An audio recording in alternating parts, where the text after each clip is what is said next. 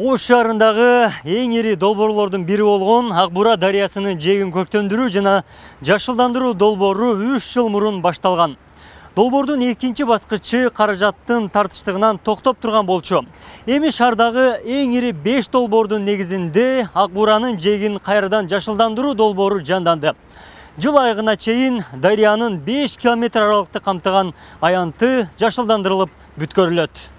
Ак Бура дарыясынын жээгиндеги долбоор Нурматов көчөсүнөн Наваи көчөсүнө чейинки аралыкты камтыйт. Учурда дарыянын эки тарабы бекемделип, жөө жүргүнчүлөр үчүн тротуар курулуп жатат. Долбоордун негизинде 2,5 километр аралыгына 9 көпүрө салынып, жарыктандыруу үчүн мамычалары орнотулат. Курулушту толук бүткөрүүгө Дүйнөлүк банктан 100 миллион сом бөлүнгөн. 2021 жылдын аягында токтоп калган. Токтогучунун себеби каражаттык жок. Каражаттын жетиштигине байланыштуу. Ошол боюнча токтоп туруп, быйыл жакында гана 1 ай болуп калды, эми башталды. Бул жумуш башталды.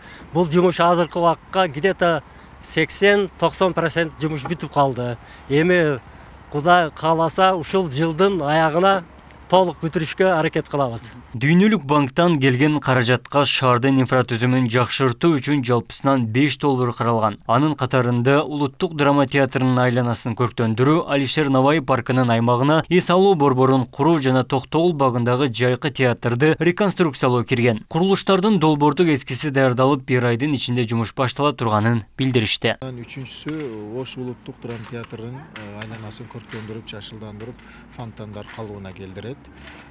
Төртүнчүсү Токтогул Сатылганов атындагы борбордук эс алуу парктын ичиндеги летний театр деп коет.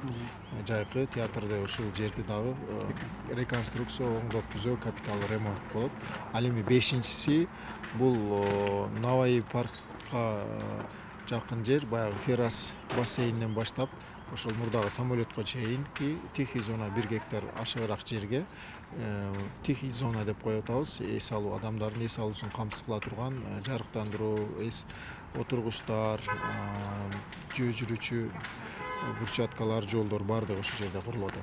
Ошондой эле каланын борбордук аянтындагы Ленин эстелигинин эки тарабына суу ургумасынын курулушу башталат. Аймакка жөө адамдар үчүн фонтан курулуп, эс алууга ылайыкталган жайлар ачылат. Лениндин эстелигинин эки тарабы улуттук оймо чийим түшүрүлүп, суу өткөрбөй турган брусчаткалар коюлат. Шаардын бул аймагында эс алуу үчүн тиешелүү шарт жок болгондуктан долбоор 2 жыл мурун эле даярдалган. Лениндин эстелиги алынбайт.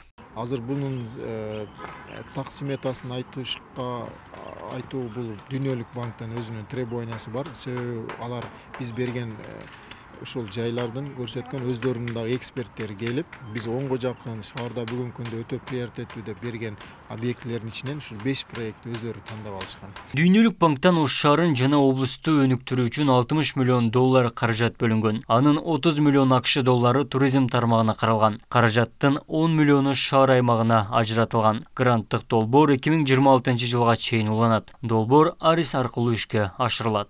Абдумалик Базарбаев, Исхак Туратбеков, Ош ТВ.